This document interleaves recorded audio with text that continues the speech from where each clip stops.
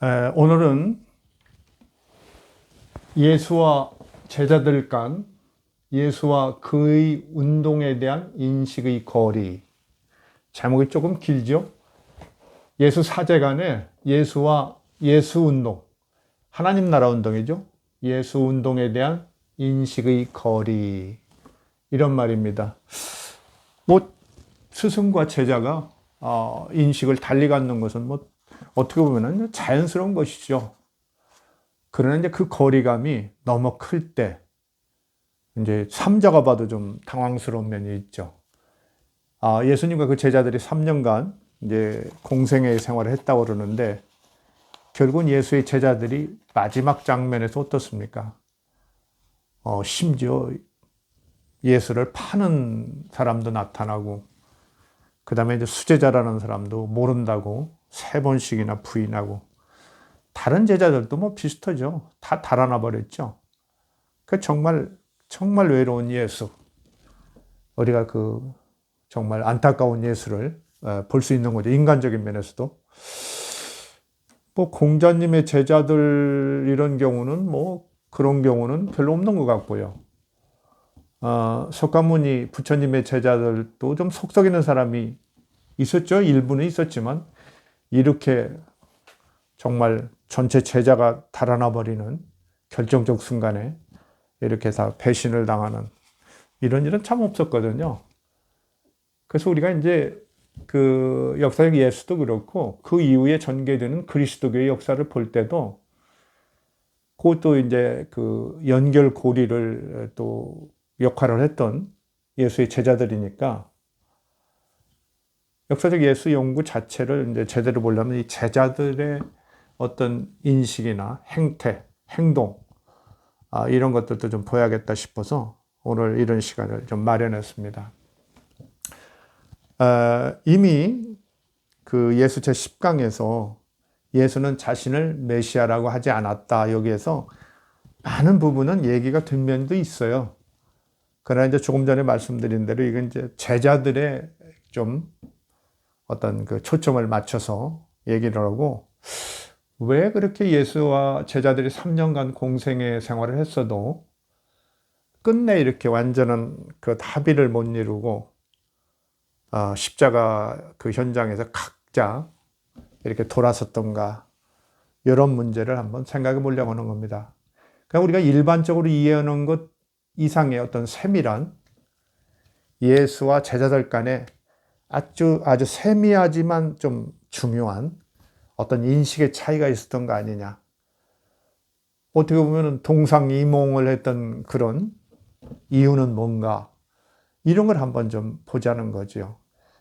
그걸 자세히 우리가 이렇게 좀 다시 한번 살펴봄으로써 예수와 예수의 정체성과 예수 운동의 의미, 이런 것을 좀 더 깊게 알 수 있지 않는가, 이런 생각을 해서 이런 자리를 마련했습니다. 예수와 제자들 간의 관계를 아주 극적으로 잘 나타내는 장면은 이미 제10강에도 얘기했고 여러분도 다 잘 아는 마가복음 8장 27절 이하의 저 내용입니다. 예수와 제자들이 이제 빌립보 가이사랴 여러 마을을 다니면서 길에서 벌어진 이야기, 아주 명장면이죠. 길에서 예수가 자신을 누구라 하느냐, 너희들은 나를 누구라 하느냐, 이 물었다는 것은 참 여러 의미가 있죠. 길이라는 것이 갖는 어떤 또 이제 어떤 상징이랄까, 이런 것도 있고요. 정말 예수의 길과 제자의 길이라는 건 혹시 있는 건가? 이런 것도 한번 생각해 볼 수 있고요.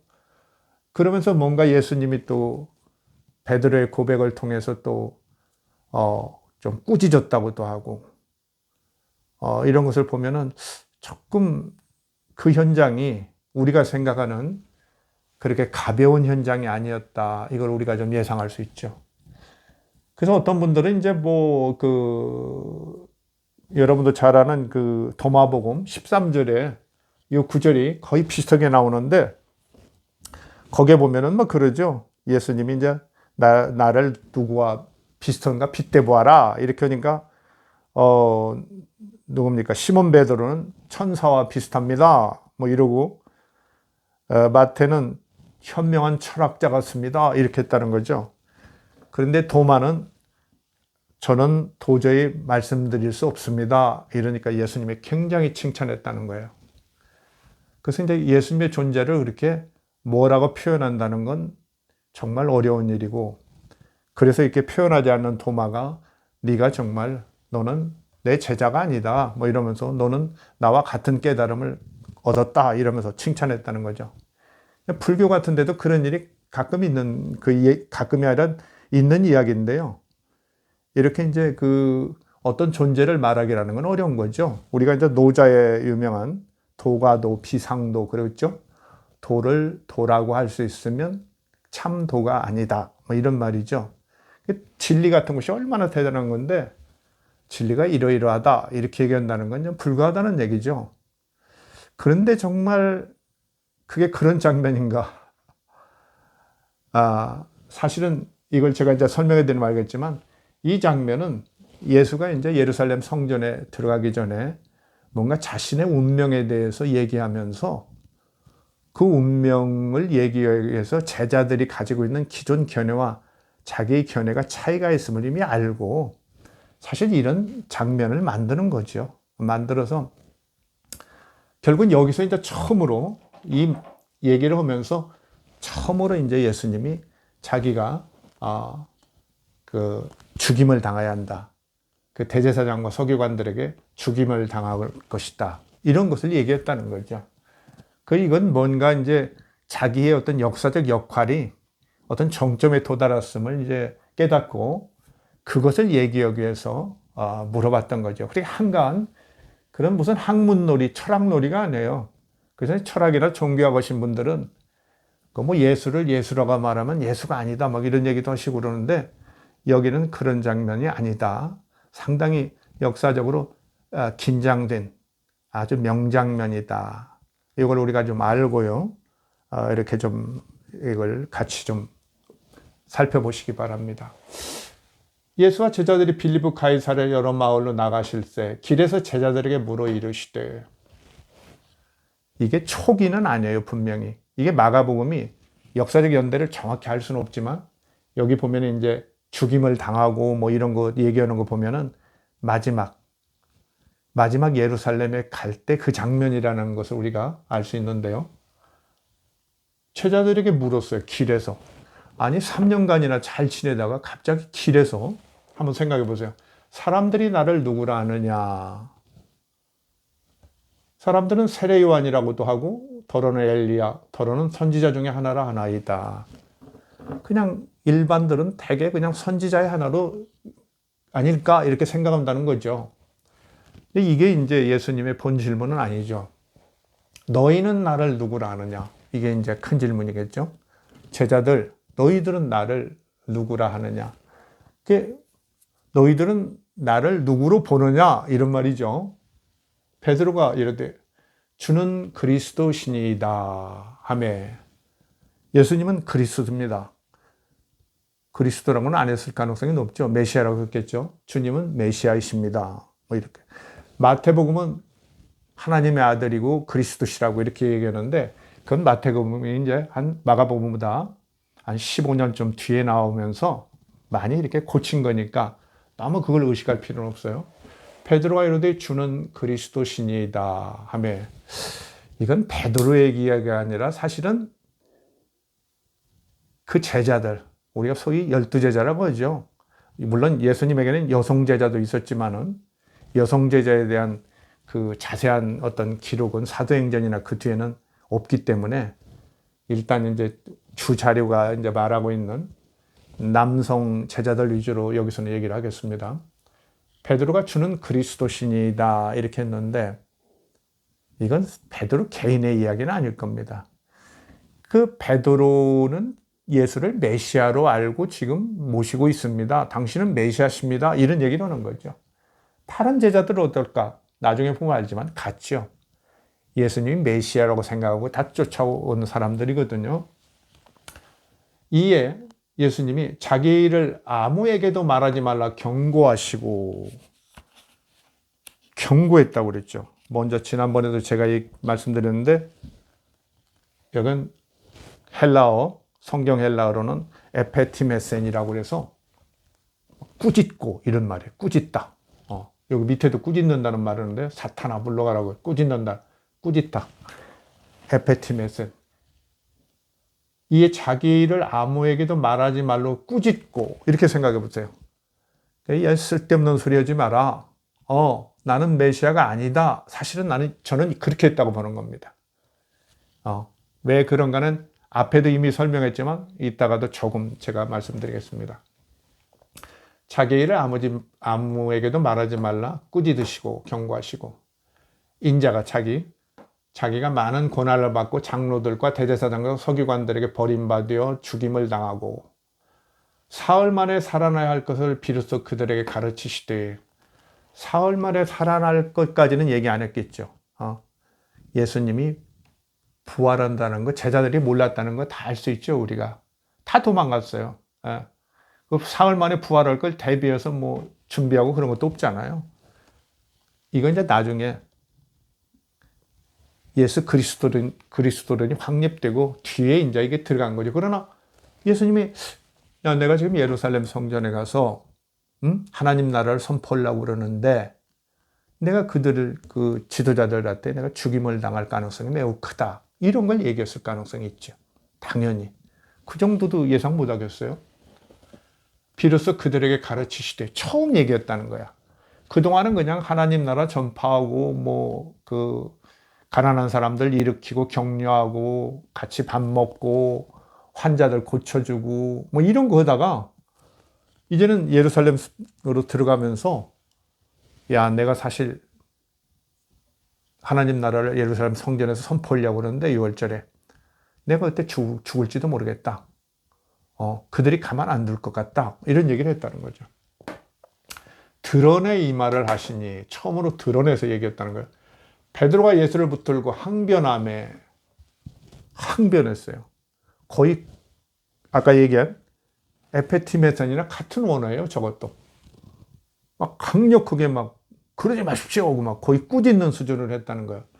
여기서 우리가 뭘 알 수 있냐면 예수와 제자들 간의 관계는 우리는 선생과 제자라고 자꾸 이렇게 고정화되어 있고 물론 랍비라고 예수님을 부른 것 같으니까 그런 면도 있는데 사실은 상당히 동지적 결합인 것 같아요. 그러니까 우리가 제가 대학에서 제 제자들 가르치고 이러는 차원하고는 다르다는 거죠. 거의 동지예요. 뜻을 같이 했어요. 무슨 뜻을? 하나님 나라를 건설한다. 근데 하나님 나라가 예수님은 좀 세세하게 더 자기 생각을 갖고 있지만 이미 세례 요한이 선포했고 이렇게 한 거니까 이 사람들은 대충 그냥 메시아 왕국하고 같이 보는 거죠. 그래? 하나님의 일을 해야지 이러면서 우리도 가서 도와야지 하면서 합류했던 거의 그렇게 동료와 같은 그런 사람들이 그러니까 항변하겠죠. 어떻게 제자가 유대 사회에서는 부모와 선생 랍비를 똑같이 모시고 오히려 랍비를 더 모시고 그런 게 있었는데 이렇게 하지는 않았을 텐데 조금 예수 운동의 조직은 좀 다르다. 이걸 우리가 알 수 있고요. 그래서 베드로가 예수를 붙들고 항변해요. 아니 죽으시다뇨. 이런 거죠. 말도 아닙니다 하고 그랬겠죠. 그러지 맙시다 했다든지 이런 거 했겠죠. 예수께서 제자들을 보시며 베드로를 꾸짖어 이르시되 여기 또 꾸짖어요. 아까도 꾸짖었죠. 벌써 예수님하고 제자들의 견해가 다르다는 거 그걸 예수가 알고 이런 장면을 마련했다는 걸 우리가 알 수 있죠. 베드로를 꾸짖어 이르시되 사탄아 내 뒤로 물러나라. 내가 하나님의 일을 생각하지 않고 하나님의 일이 하나님 나라 운동이죠. 그렇죠? 그 예수 운동이고요. 하나님 나라 운동. 하나님의 일을 생각하지 않고 도리어 사람의 일을 생각하는도다 하시고 예수님이 죽는다니까 베드로는 뭘 걱정했을까요? 아니 내가 여태까지 3년간 이렇게 수고하고 그랬는데 아니 왕국이 와서 거기서 한 자리 하고 이런 것도 못하고 그냥 끝낸단 말인가 깜짝 놀랐겠죠. 사람의 일을 생각하는도다. 밑에 보면 또 이제 알 수 있으니까요. 하시고 무리와 제자들을 불러 이르시되 잘 보세요. 누구든지 나를 따라오려거든 자기를 부인하고 자기 십자가를 지고 나를 따를 것이니라. 자기를 부인하고 누구든지 예수님을 따라오거든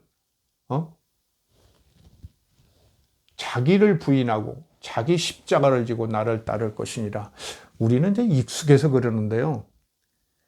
1세기 초반에 유대인 갈릴리의 어부들, 이렇게 일반 민중들, 세리 뭐 이런 출신들, 민중들 출신 그 제자들에게 자기를 부인하고 자기 십자가를 지고 나를 따르라. 이 말이 어떨까요? 굉장히 생경한 말이고 구약시대는 없었던 말이에요. 구약시대 어떤 개인에게 너 자신을 부인하고 그걸 극복하고 이런 말이죠. 자기 십자가를 지고, 이거 오늘날 근현대적 용어예요. 그렇죠. 오늘날 우리가 알아들을 수 있는 개인이 자각하고 개인의 어떤 주체성이나 그 인격적 중요성을, 역사적 주체성 이런 것들을 인정하는 시대의 용어거든요. 예수님이 그런 말씀을 했어요. 이게 뒤에 17, 18세기에 써놓은 거 아닙니다. 1세기에 나온 성경 있잖아요. 자기를 부인하고 자기 십자가를 지고 나를 따를 것이라. 그러니까 지금 제자들은 구약시대 전반의 그 흐름 속에서 메시아 대망론에 의해서 메시아 운동과 연결된 하나님 나라의 성취를 기대하고 지금 왔는데, 그 메시아 운동이라는 것은 이스라엘 민족 집단적인 소망이죠. 근데 지금 사실 헬레니즘 시대에는 민족인이 이런 것이 거의 다 깨지고 그 유대 민족 내에서도 계급 갈등 이런 게 얼마나 심하고요. 그죠? 심지어 이제 그 어떤 종파 간의 갈등 같은 것도 막 강조되고 그러잖아요. 그리고 모든 책임이 어떤 시족이나 부족, 민족에게 돌아가는 게 아니라 개개인들에게 돌아가고 개인 가정에 돌아가고 그러거든요. 이런 시대에 예수님은 바로 새 시대의 어떤 변화를 받아들여서 각자 자기의 주체성을 황립할 것을 주장하는 거예요. 그래서 너 자신이 역사의 주체다. 너 내버리지 마라. 너 하나님의 자녀로서 자부심을 가지고 이 역사에 동참해라. 하나님 나라 운동이 뭐예요? 여러 가지가 있죠. 마태복음 6장 33절. 너희는 먼저 그의 나라와 그의 의를 구하라. 이 구약시대에 이런 말 없어요. 그냥 율법에 순종해라. 그렇죠? 나의 명령에 순종해라. 율법과 계명에 순종해라. 그러죠? 너희는 먼저 그의 나라와 그의 의를 구하라. 너는 먼저 하나님의 나라와 하나님의 의를 구하라. 너희들, 이스라엘 민족, 유대 민족이 아니라 너희들, 각자, 너희들은, 제자들에게 얘기하는 거겠죠? 너희들은 그래라. 여기, 다시 올라가면 자기를 부인하고, 자기 십자가를 지고, 자기를 부인한다는 게 뭐겠어요? 거듭나는 거겠죠. 거듭난다. 예수님이 얘기하는 거, 요한복음 3장 3절, 사람이 거듭나지 아니하면 하나님 나라를 볼 수 없느니라. 거듭난다. 인격이 다시 태어나지 않으면. 네가 알고 있는 거, 너의 고집, 너의 그런 찌들은 자아, 그것만을 고집하면 새로운 세상이 안 보인다는 거죠. 예수님으로서는 성령으로 채우라는 건데, 우리가 볼 때는 정말 인격적 대전환을 이루라는 말이겠죠. 바로 예수의 하나님 나라, 예수 운동이라고도 하죠. 하나님 나라 운동은 바로 이런 거죠. 자각한, 깨달은 개인들이 하나님 아들로서, 하나님의 자녀로서 하나님의 뜻을 헤아려 이 땅에 하나님 나라를 이루는 거예요. 이 땅에 하나님 나라를 건설하는 거예요. 그 예수님은 어떤 면에서 제일 특징이 있냐면, 제가 이미 책에도 얘기하고 지난 강의에도 언뜻 얘기는 했지만 더 모아서 얘기해 본다면, 예수님은 제가 볼 때는 그 이스라엘 역사상에 아마도 최초의 사회 변혁 운동가예요. 그러니까 그 이전에 예언자들이랄지 이런 사람들, 혹은 메시아를 자임하면서 일어났던 사람들은 지극히 정치 종교적인, 특히 이제 성경에 의탁해서 혹은 신탁에 의탁해서 일어났던 정치 종교적인 지도자들이에요. 그동안의 예언자들이랄지 뭐 이런 사람들, 뭐 모세까지도 심지어 그렇죠. 하나님이 부르니까 그 명령대로 움직이죠. 이사야니 뭐 다 그렇잖아요. 근데 예수는 그런 어떤 종교 조직 그런 거 없어요. 아무 조직 없고 각 이렇게 분산된 개인들, 특히 사회적으로 버려진 많은 개인들, 이 사람들을 이 연대해서 이 사회를 하나님의 통치, 하나님의 지배가 관철되는, 하나님의 뜻이 관철되는 사회로 만들려고 하는 거예요. 그 요새도 우리가 사회운동가들 있잖아요. 무슨 그 여러 가지 민간단체들 있잖아요. 그런 최초의 사회 변혁 운동가예요. 그 예수님은 무슨 하나님의 신탁을 듣고 이렇게 하고 그런 사람 아니에요. 그 구약시대 예언자처럼, 예레미야야, 너 이런 얘기를 가서 해라. 그럼 그런 얘기하고 그런 사람이 아니라니까요. 하나님께서 자기에게 임재한 걸 깨달은 다음부터는 그 하나님의 뜻을 자기 스스로 헤아리고 또 자기 생각도 해가면서, 그러니까 쉽게 말하면 인간이 보다 주체화된 그런 시대를 열은 사회 변혁 운동가입니다. 그 일반 예언자 이런 거 틀려요. 예수님 스스로 세례 요한까지가 구시대다, 예언자의 시대다 이렇게 인식한 것은 정확하게 자기를 자리매김한 거죠. 나와 그들은 다르다. 그렇잖아요. 세례 요한도 같이 하나님 나라를 선포했지만 그 사람은 묵은 포도주다. 나는 새 포도주다. 그 사람들은 금식하고 막 이러고지만 그럴 필요 없다. 왜? 지금 하나님 나라가 이곳에서 우리가 만들어가고 있는데 왜 눈물 콧물 짜냐? 우리는 열심히 하면 된다. 이런 거죠. 열심히 하면 된다. 이런 말씀 제가 좀 안 드리는데 나중에 좀 드릴까 했는데, 사실 예수님은 그렇게 어떤 미래 비전에 대한 믿음을 전혀 얘기하지 않아요. 믿음은 예수님 사후에 부활신앙 이후의 얘기예요. 물론 구약시대에도 믿음은 있지만 그렇게 그리스도께서 강조하는 믿음을 예수는 강조하지 않아요. 내 믿음이 너를 구원했다 이런 건 어때요? 병나선 사람한테 그런 건 역사적 어떤 큰 구원의 경륜 이런 거하고는 다른 거죠. 예수님은 현실에서 하나님 나라를 만들고 있는데 무슨 믿음이 그렇게 필요하겠어요? 하나님의 뜻을 받들어 열심히 같이 손잡고 나가면 되는 거예요. 그래서 그렇죠. 우리가 흔히 예수님을 그렇죠. 지금 그 땅에서 이루어지는 하나님 나라라는 말이 그런 말이죠. 그전에는 그런 거 생각해 본 적이 없다니까요. 그냥 하나님이 지시하면 가서 전하고, 야, 율법 잘 지켜. 그러면 복이 와. 뭐 이러죠. 메시아 왕국이라는 게 뭐예요? 하나님께서 메시아를 보내서 세상 다 평정하고 너희들에게 정말 아주 파라다이스를 던져줄 것이다. 응? 갑자기 선물로 줄 것이다. 그런 거 아니에요. 그리고 우리가 이제 뭐 이사야서 같은 데도 나오고요. 그 다음에 또 우리가 다니엘서 7장 13절 뭐 이런 데 나오죠. 인자 같은 그런 그 메시아 그렇게 나오죠. 하나님께서 권세를 주셔서 세상 평정한다는 거예요. 너희들이 수고하고 그런 거 없어요. 하나님의 최후의 날도 어때요? 천사장이 나타나서 다 평정하고 끝내줘요. 너희들은 그냥 율법 잘 지키고 착하게 살면 그때 그냥 구원 받는 거야 이런 거죠. 그게 이제 메시아 사상이고 약간 시작되는 하나님 나라 사상이겠죠. 그러나 예수님은 그런 게 아니다. 왜 그럴까? 그건 이제 그 시대가 변했잖아요. 그리고 예수님의 고향이 아주 개방적인 곳이에요. 그 이방인들도 바로 옆에 큰 도시들에서 살고 개방적인 곳이고, 그리고 이제 헬레니즘의 그런 변화를 예수가 이제 방황할 때 그렇게 곳곳에 돌아다니면서 알았던 거죠.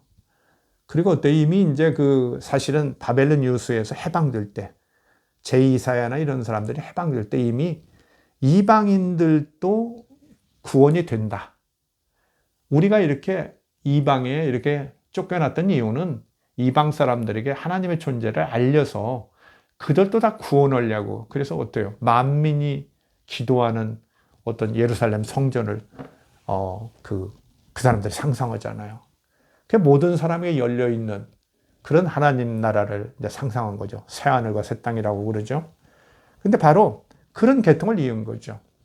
어떻게 모두가 다 같이 하나님께 기도하고 예배하는 그런 세상에 어떻게 메시아 사상, 유대인, 이스라엘 민족만 주고 나머지 민족은 다 죽여 없애고 그들을 노예로 삼고 그런 왕국을 생각을 했어요. 예수님 그거 생각하지 않았죠. 그래서 이제 광야에서 사탄의 시험에서도 이미 모든 권세를 준다 이런 거 다 거부하잖아요. 거부해요. 거부해요. 그리고 이제 무엇보다도 자기한테 이루어진 어떤 성령의 임재와 더불어서 얻은 그런 평화, 자기의 어떤 거듭남, 그 놀라운 자기 성숙, 이런 거에서 하나님 나라는 이렇게 개인, 인간들 사회에서 이루어지는 거구나. 그렇게 민족이나 이런 집단적으로 덜컥 주어지는 게 아니구나. 그걸 확신했던 거죠. 확신했던 거예요. 그래서 예수님은 그걸 만들려고 하는 거예요. 근데 제자들은 그걸 이해를 못 한단 말이죠. 제자들은 여전히 그 이스라엘 메시아 사상 뭐 수백 년 계속된 거니까요. 거기에 젖어 있는 거죠. 그래서 그 메시아 왕국이 되면 어떻게 한몫 잡아볼까 막 그런 생각이 불타는 거죠. 예수님이 자기를 부인하고 자기 십자가를 지고 나를 따를 것이라. 하나도 안 따랐죠, 결국은. 자기 부인도 안 했어요. 여전히 자기 생각했고. 어떻게 해요, 근데? 가룟 유다. 자꾸 예루살렘 성전에 가까이 가는데 어때요? 무슨 봉기를 일으키려고 하는 것도 아니고, 그렇죠? 뭐 저항하려고 하는 것도 고 하늘에서 무슨 뭐 군대나 불을 내려와서 뭔가 이들 그 어떤 적들을 물리치려고도 않고 저들이 저렇게 나오면 나는 죽을 수밖에 없다 이런 얘기하니까 가룟 유다가 제일 먼저 탈퇴하죠. 탈퇴해요. 사실 예수님의 제자들은 가룟 유다만 그렇게 강성이 아니죠. 강성이 아니에요. 사실은 예수님의 제자 중에는 젤롯도 있죠. 젤롯. 우리가 여러분이 그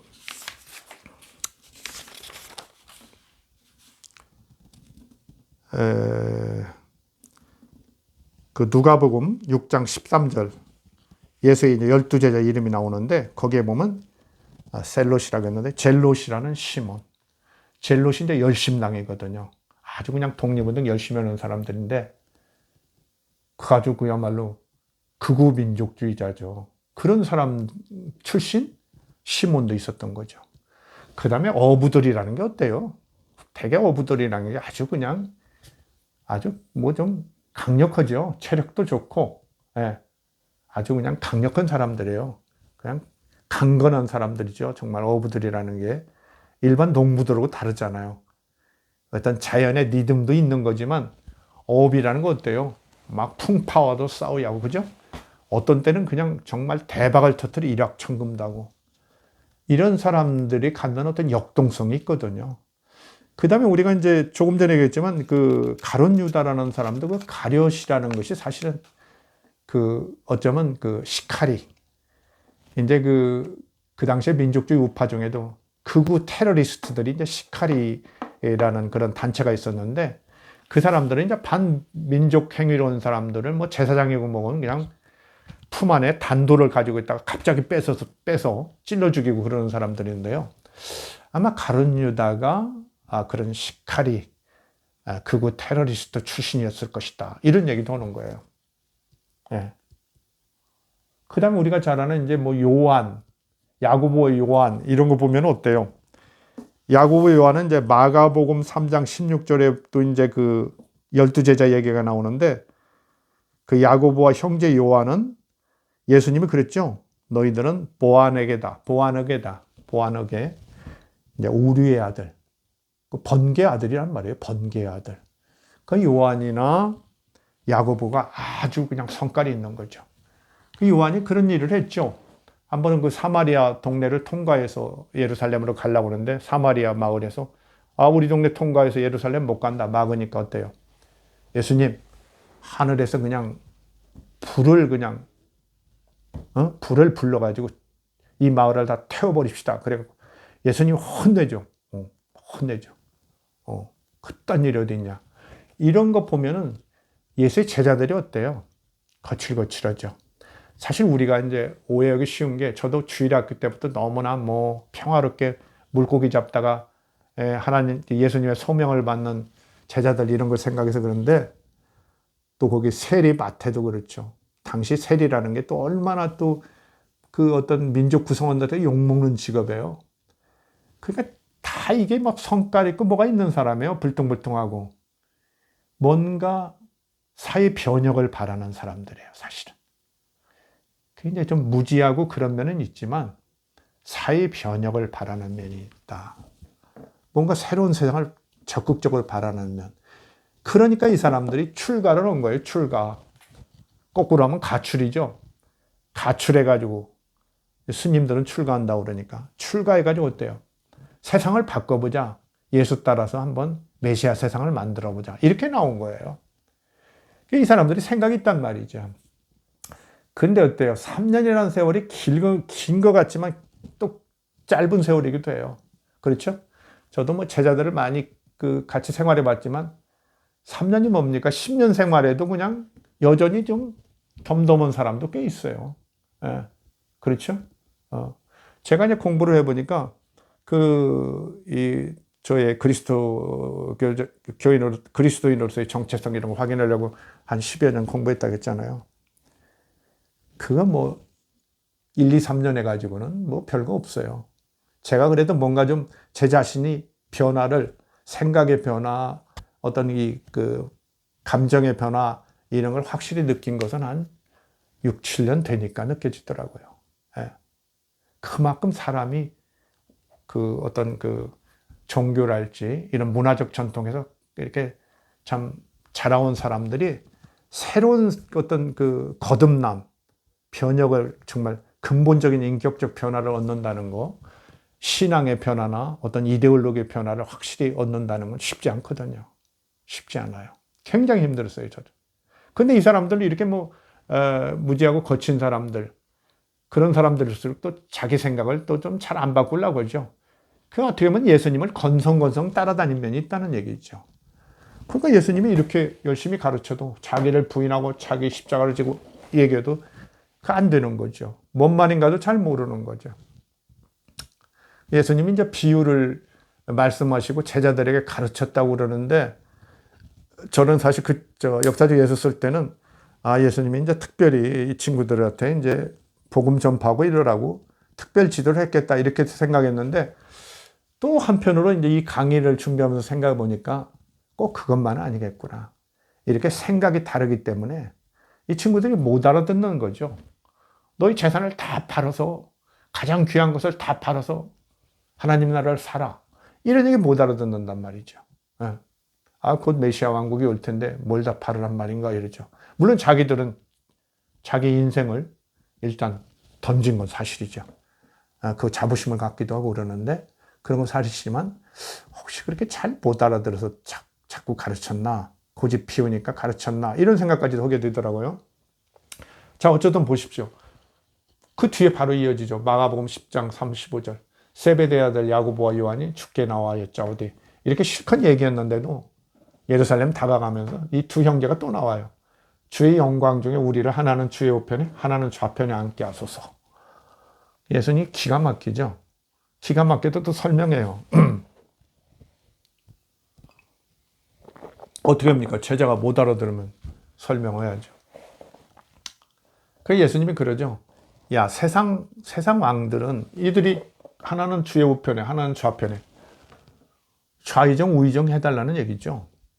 그 예수님 그래죠. 너희들이 뭔 말하는 걸 잘 모르는 거다. 그러면서 세상 권세가들은 자기들이 높은 자리에 있어가지고 사람들을 마구 부리고 이렇게 다스리지만 내가 말하는 하나님 나라는 그런 나라가 아니다. 크고자 하는 자는 너희를 섬기는 자가 되고 이렇게 되는 거죠.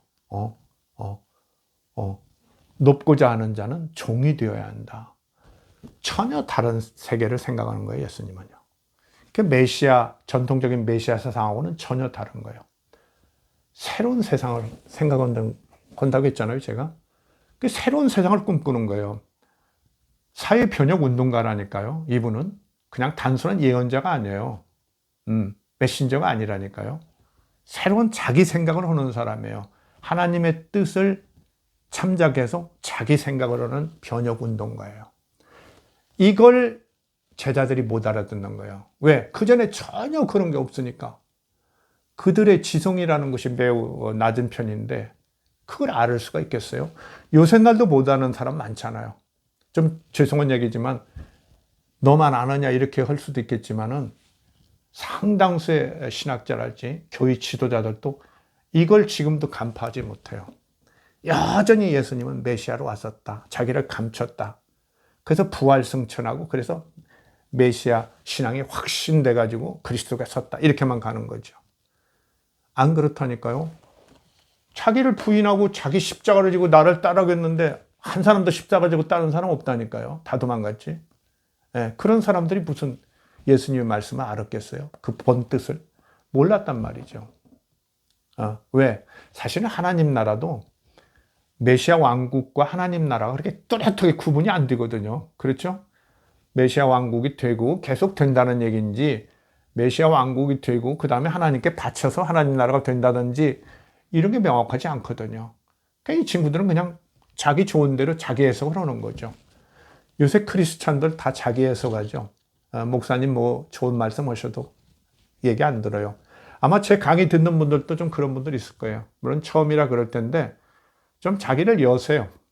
이 고대, 이건 1세기 시대 얘기예요. 1세기, AD 1세기. 지금은 21세기입니다. 천하가 개명해서 너무 밝은 시대예요. 개인이 정신 차리지 않으면 정말 그냥 큰일 나는 시대예요. 주체의식을 가져야 돼요. 뭐 이렇게 남의 얘기만 듣고, 그렇죠? 2000년 전 그 사람들이 그냥 예수님 말씀을 또다시 오해해가지고 다시 윤문각색한 거 거기에 매여가지고 절절절절 내고 그러지 마세요. 사실 예수님은 그런 사람이 아니에요. 인자가 온 것은 섬김을 받으려 함이 아니라 도리어 섬기려 하고 뭐 그 다음에 뭐 내 목숨을 버리려고 한 거다 십자가 그런 얘기는 이제 뒤에 편성된 거고요. 예수님조차도 나는 이렇게 섬김 받으려고 하는 사람 아니다. 그 제가 이제 책에도 그런 거 썼는데 예수님의 매력이 그거다. 저는 그렇게 봐요. 그렇게 뛰어난 사람이 어때요? 그렇게 뛰어난 사람이 섬김을 받지 않아요. 요새 보세요. 재주 조금만 있으면 별짓을 다 하죠.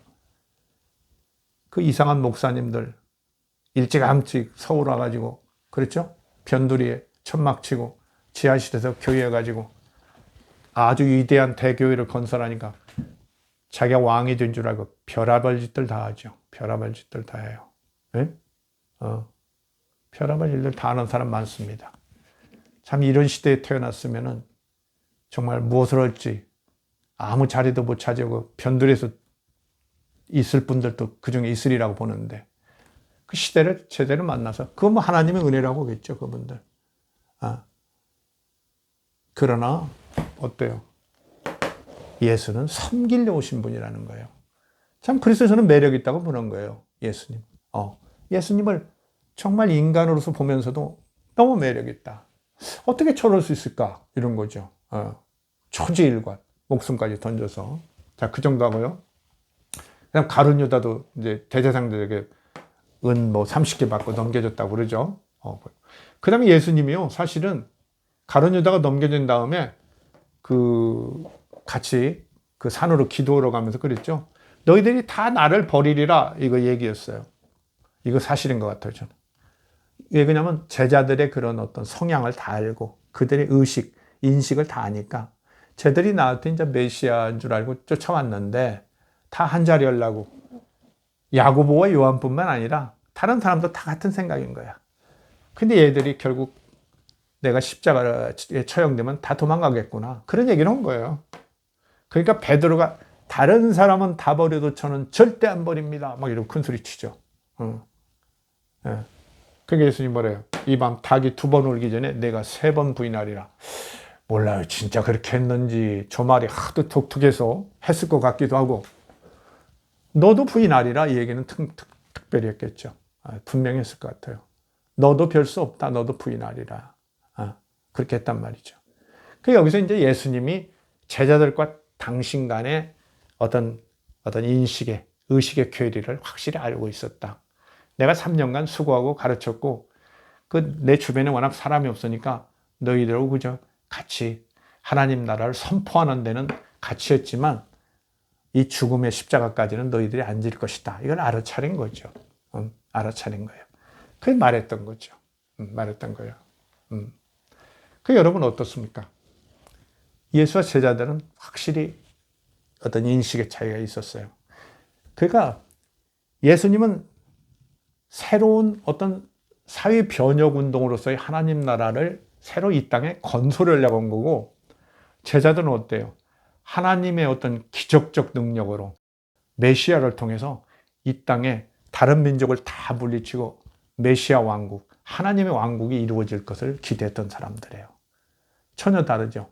어떻게 보면 쉽게 얘기하면 자력신학과 타력신앙이라고 우리가 얘기할 수 있죠. 불교에 그런 거 있죠. 자기가 스스로 도를 깨우치는 그런 신앙이 있고, 그 다음에 이제 그 아미타불이나 이런 분들의 공로에 의해서 연분만이 오면 뭐 극락왕생한다 이런 또 신앙이 있잖아요. 그건 이제 타력신앙이라고 하는데, 그렇게 어떻게 보면 자력과 타력에.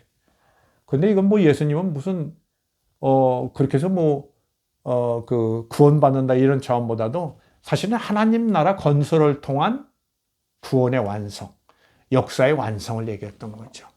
우리가 이제 예수님이 정말 그렇게 구원을 하나님 나라로 말했는가? 왜 그러냐면 복음서에는 너무 많이 이제 그리스도론에 의해서 뒤에 윤문이 되어 있기 때문에 그런 게 잘 안 나타나거든요. 근데 분명하게 하나 나타나는 구절이 저는 있다고 봐요. 우리가 알아차릴 수 있는 게. 여기 이제 마가복음 10장 17절인데요. 여러분이 그건 좀 확인해 봤으면 좋겠어요. 마가복음 10장 17절.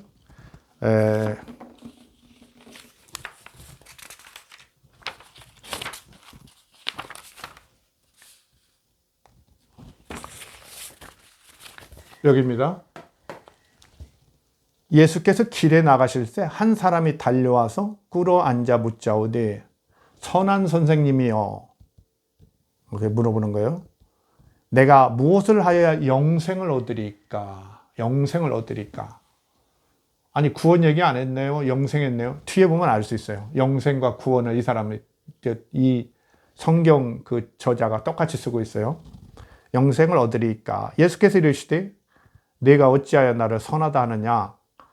한 분 외에는 선한 이가 없다. 그러면서 내가 계명을 안 하니 살인하지 말라, 간음하지 말라, 도둑질하지 말라, 거짓 증언하지 말라, 부모를 공경하라 하였느니라. 그가 대답하되 내가 다 어려서부터 지켰습니다. 예수께서 그를 보시고 사랑하사, 그렇게 어떤 윤리적인 어떤 그런 계명을 잘 지키니까 그 사랑하는 마음으로 봤다는 거죠. 사랑하사 이르시되 내가 아직도 한 가지 부족한 것이 있다. 가서 내게 있는 것을 다 팔아 가난한 자들에게 주라. 그리하면 하늘에서 보화가 내게 있으리라. 그리하면 하늘에서 보화가 내게 있어. 이건 뒤에 넣은 거예요. 그렇죠? 이건 이제 마가복음 편집자가 넣은 거예요. 이런 얘기 예수님이 안 해요. 내게 있는 것을 다 팔아서 가난한 자에게 주라. 그리고 와서 나를 따르라. 그렇게 얘기했을 거예요.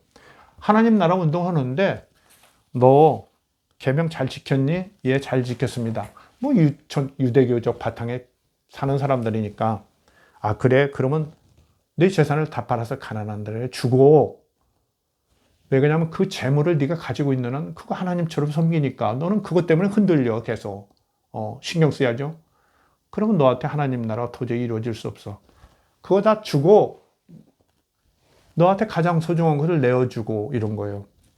보물을 어떻게 사라고요? 재산을 다 팔아서 사라고 그랬죠. 보화를. 나를 따르라. 하나님 나라 운동에 투신하라 이런 거예요. 그러면 구원을 얻는다는 거예요. 그 뒤에 보세요. 이제 제자들이 쑥은 거래요. 그러니까 이 사람이 뭐라고 그래요?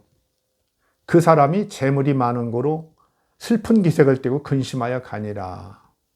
걱정하고 그냥 가버렸어요. 그러니까 제자들이 아니 그렇게 부자가 구원받기가 그렇게 어렵습니까?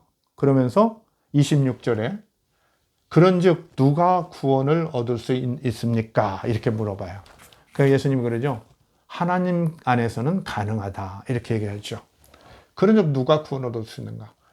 내가 무엇을 하여 영생을 얻으리까? 그러니까 영생이나 구원이나 같은 말로 이렇게 쓰는 거죠. 예수님이 쓴 거예요. 그게 예수님한테 물어봤다는 거예요. 이건 사실상이 매우 높잖아요. 하늘의 보화가 내게 있으라 이런 건 좀 빼고요. 네가 계명 잘 지켰니? 아 그래 너 참 훌륭하구나. 기초는 돼 있다는 거 본 거죠. 하나님 나라는 윤리적이기도 한 거예요. 사실은 기본적으로 그걸 이제 우리가 잊어버리면 안 되죠. 윤리라는 건 기본 도덕인데 그걸 부정할 수 없죠. 그러면서 그러면 네가 제일 소중하게 여기는 재물을 다 팔아서 가난한 데를 주고 나를 따르라. 예수를 따르는 게 구원이죠. 뭐예요? 그렇죠. 하나님 나라에 들어가는 거예요. 하나님 나라에 들어가면 뭐예요? 그게 천국인데 하나님 나라에 들어가면 어때요? 개인이나 민족이나 역사의 완성이죠. 인류도. 그러니까 너는 나를 따르라. 그러면 나와 똑같이 하나님 나라를 맛보리라. 이런 거죠. 그게 구원이라는 거죠. 그렇죠. 이런 거예요. 다른 뭐 믿음 뭐 이런 거 이상 다른 것을 제시한 적이 없어요. 이렇게 아주 현실적인 하나님 나라에 합류하는 것이 영생이고 구원의 길이다. 이렇게 얘기한 거죠. 이래서 예수님은 여기 내가 메시아인데 내가 너를 구원시켜 주겠다. 이렇게 안 해요. 그렇죠. 그렇지만 나를 따르라 하지 않았습니까? 나를 따르라 했는데 앞에 뭐라고 그랬어요? 계명도 지켰니 했지만 너 가진 걸 다 팔아라. 다 나눠줘라. 자기를 부인하고 이런 얘기죠. 자기 십자가를 지고 재산 다 팔아서 다 가난한 사람 나눠주면 어떻겠어요? 일가 친척들, 아내, 형제, 자매가 난리를 피우겠죠. 정말 자기 부인이죠. 가정도 깨지고 그럴 수 있죠. 그게 십자가죠. 또 뭐예요? 그 개인에게 그걸 얘기하는 거예요. 그냥 너 걱정 말아라. 그냥 나만 따라와. 그럼 끝나. 이게 아니라니까요. 너의 자각과 결단, 너의 십자가를 지고 따르라는 거죠. 예수님의 하나님 나라 운동은 이런 거예요. 그러니까 제자들이 생각하는 그 메시아 왕국의 도래, 그 영원한 이상향의 도래, 이거하고는 다르다니까요. 깨어있는 개인들, 하나님의 자녀로 자각한 개인들이 나서서 같이 만들 수 있는 나라. 어때요? 예수가 지금 가르치는 하나님 나라가 매우 근현대적 언어와 사회라는 거 여러분 알 수 있죠. 그렇죠? 매우 근현대적 언어와 사회예요. 신화적이 아니에요. 얘들아 그냥 기다려라. 하늘에서 구름 타고 메시아가 오신다. 인자가 오신다. 그럼 너희 거기 쫙 달라붙으면 그냥 구원 얻어. 이게 신화지 뭐예요? 신화. 구름 타고 오신대요.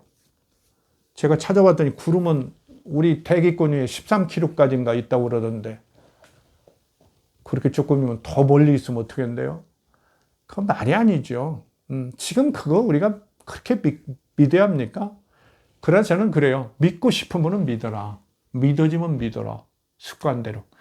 그러나 좀 더 좀 깨어나라. 다른 것도 있다는 것을 좀 인정해라. 제가 지금 그 전통적인 신앙을 가진 분들이 저한테 뭐 물어보고 그러면 되게 그렇게 얘기해요. 너무 그렇게 자기를 막 한복에 깨려고 그러지 마라. 그 습관이나 그 뇌리에 박혀 있는 거고 쉽지 않다. 그러나 이렇게 열린 생각을 하는 사람이 있고 이런 보다 합리적인 신앙을 하는 사람들이 있다. 그리고 예수님의 실제 역사적 예수가 그렇게 훨씬 당대보다는 너무 뛰어나게 정말 초시대적으로 정말 설득력 있고 현실력 있는 대안을 제시했던 거예요. 그래서 제가 이제 역사적 예수를 연구하면서 그 매력에 빠진 거죠. 그러면서 여러분한테도 새로운 기독교의 갈 길로서 역사적 예수를 주목할 가치가 있다고 생각하니까 제가 뭐 이렇게 사실 강의하는 게 보통 힘든 게 아니에요. 책 쓰는 거 못지않게. 어떤 데는 그 이상도 잠도 안 오고 힘들어요. 그래도 이런 말씀을 드리는 겁니다. 그렇죠? 자, 좀 정리해 보겠습니다. 예수님과 제자들은 같은 운동을 했지만 짧은 3년 동안에 충분히 합일되지 못했다. 그래서 제자들은 전통적인 메시아 세상에 처져 있고 메시아 왕국을 대망했다. 그 사실은 이제 나중에 어떻게 되냐? 예수님 아까 되겠죠? 그 사회 변혁 운동가였다. 현실에서 우리 사람들을 깨우치고 이 깨우친 사람들이 손에 손잡고 하나님의 뜻이 실현되는 나라를 만들자. 그거 앞에 누가 죽은 적 없고, 그렇죠? 메시아 운동 여러 번 일어났지만 사람들만 매번 죽이고 아주 힘들었죠. 아무 결과도 없죠. 그런 게 아니다. 그러면서 자기한테 이루어진 또 하나님 나라의 어떤 그런 평강과 거듭남, 거기서 얻는 행복감, 이런 데서 모든 사람들을 이 현실에서 좀 손에 손잡고 진짜 하나님의 자녀로 이 땅에 하나님 나라를 건설하자. 그게 역사의 완성이 아니냐, 이렇게 생각했던 거죠. 그게 구원이다, 이렇게 생각했던 거죠. 근데 제자들은 그걸 따라오지 못했다. 근데 문제는요, 제가 지난 시간에 이제 부활에 대해서 잘 좀 다시 정리를 했죠. 정리를 했는데, 제자들이 부활 신앙을 갖고 결국 그리스도를 의교를 만들어냈지만 그 제자들이 어떻습니까? 얼마나 메시아, 자기들이 본래 가지고 있던 메시아 사상에서 얼마나 벗어나고 자기를 좀 정말 향상시켰나, 자기를 얼마나 극복했나. 부활 사상조차도, 어쩌면 부활 사상조차도 메시아 사상과 더불어서 메시아 사상이 있기 때문에, 예수를 메시아로 다시 기억하기 때문에 부활 신앙이 생겼던 건 아닌가, 그런 점이 있다는 거죠. 나는 정말 예수님의 제자들이 뭐 가룟 유다를 제외하고는 대부분 다 아주 그냥 어렵게 순교를 하시고 그랬다는데, 고난을 많이 겪으면서 큰 성숙을, 인격적 성숙도 걷고 영성적인 어떤 큰 성장도 물론 있었겠지만 어떨까? 혹시 인간이라는 게 그렇게 한없이 달라지는 건 아닌데, 자기들이 어려서부터 갖고 있었던 메시아 사상, 그것 때문에 예수가 가르친 그 가르침을 약화시키고 등한시한 거, 그것을 여전히 지속시킨 건 아닌가. 그래서 그리스도교는 어때요? 예수가 가르친 현실에서의 하나님 나라 운동을 후퇴시키고 다시 믿음만을 강조하고 메시아의 재림만을 강조하는 그런 보다 고대적 종교를 후퇴한 건 아닌가, 그런 생각도 합니다. 그래서 여러분도 여러분의 신앙 같은 것을 재점검할 때 이런 점, 예수의 제자들의 문제, 이런 것을 다시 생각해 보면서, 뭐 한편 예수님의 어떤 하나님 나라의 어떤 운동이라는 것이 갖는 의미, 이런 것들도, 역사성, 이런 것도 다시 한번 생각해 보는 그런 시간을 가졌으면 합니다. 이상 마치겠습니다. 감사합니다.